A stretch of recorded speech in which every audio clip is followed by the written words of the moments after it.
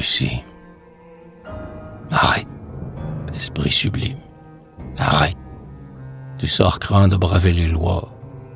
Dieu qui commande à la tempête l'agite sur le front des rois. Son bras pourra réduire en poudre ton laurier qu'on croit immortel. Et tu t'approches de la foudre en te lançant au champ du ciel. Silence. La nuit veille encore. Les arrêts du destin ne sont pas révolus. Mais à l'ombre qui fuit succédera l'aurore. Et celle d'Austerlitz ne reparaîtra plus. Dans le palais des tsars, Napoléon repose.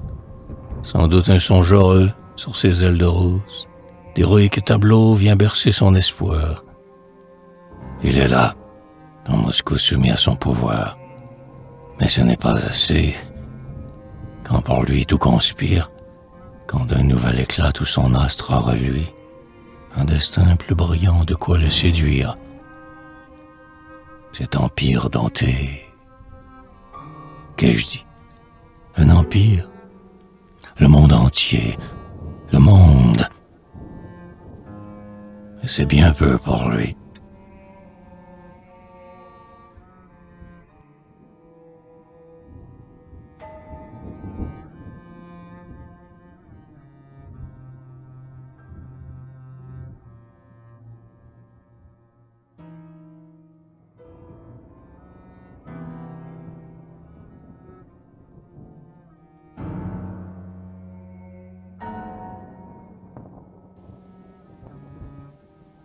Mais, quel rêve d'éclat, quel rêve de conquête.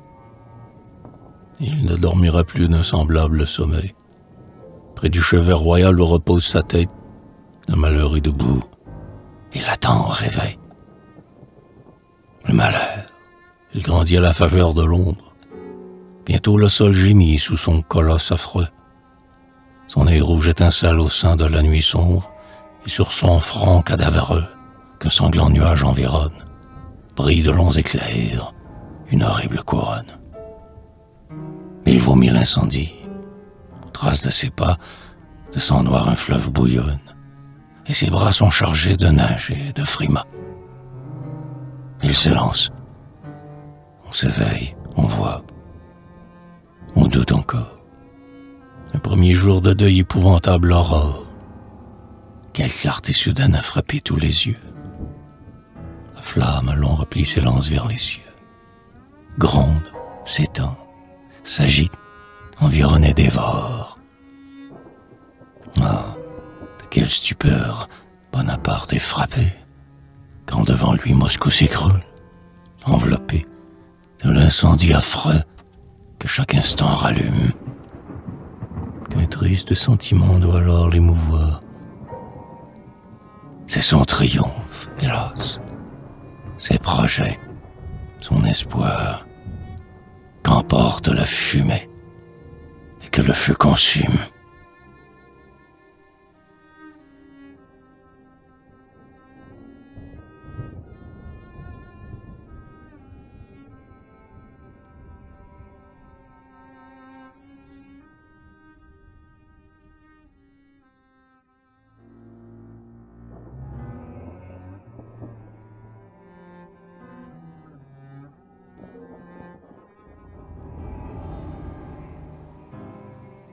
Son front s'est incliné d'un brillant souvenir. Il veut enfin flatter sa pensée incertaine. Mais le passé n'est plus qu'une image lointaine qui s'abîme dans l'avenir. Peut-être d'autres temps lui présentaient naguère du pouvoir des humains les splendeurs passagères, des sceptres, des bandeaux, sublimes attributs. Hélas, au jour du deuil, tout souvenir s'efface. Quand l'avenir est là, qui gronde, qui menace, l'image du bonheur n'est qu'un tourment de plus. Cet avenir, ô France, ô ma noble patrie, toute sa profondeur bientôt se déroula. Quelle est la nation qui n'en fut attendrie? Quel est l'homme qui n'en trembla? Et tel fut le destin dont tu tombas victime, que l'on ignore encore si, du fond de l'abîme, jalouse de ta gloire et croyant la ternir, la haine de l'enfer amoncela l'orage.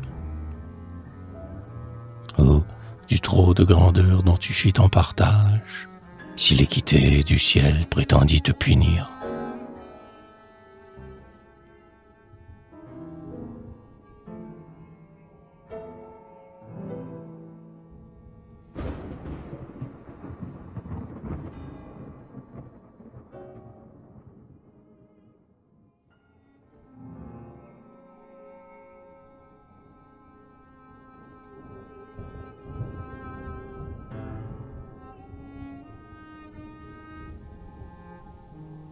Dans cette héroïque retraite, qui des guerriers français a moissonné la fleur, l'enfer où le ciel fut vainqueur, et nul pouvoir humain n'eut part à leur défaite. C'est en vain que du nord les hideux bataillons, palpitant d'une horrible joie, fondaient sur les mourants en épais tourbillons, comme des corbeaux sur leur proie. Ardents, ils s'élançaient, mais au bruit de leurs pas, de quelque art musée grossière, l'agonie un instant armait son faible bras. Par un dernier effort, s'arrachait à la terre, que de mort elle allait couvrir. Et dans cette couche guerrière, exhalait le dernier soupir. Ô gloire, à cet aspect de la mort animée, des preux dont le trépas semble encore menacé.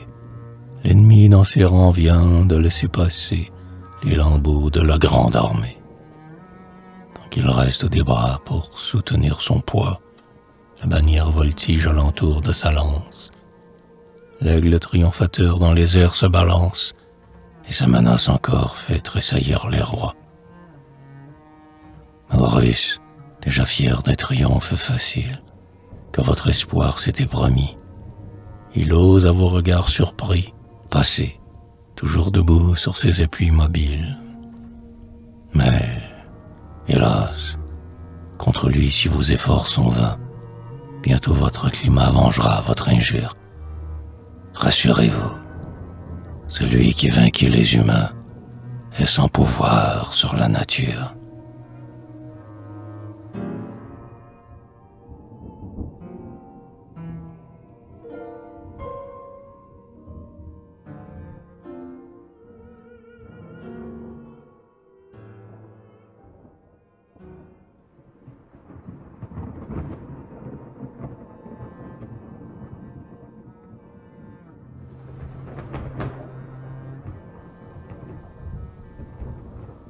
Eh bien, c'en est donc fait.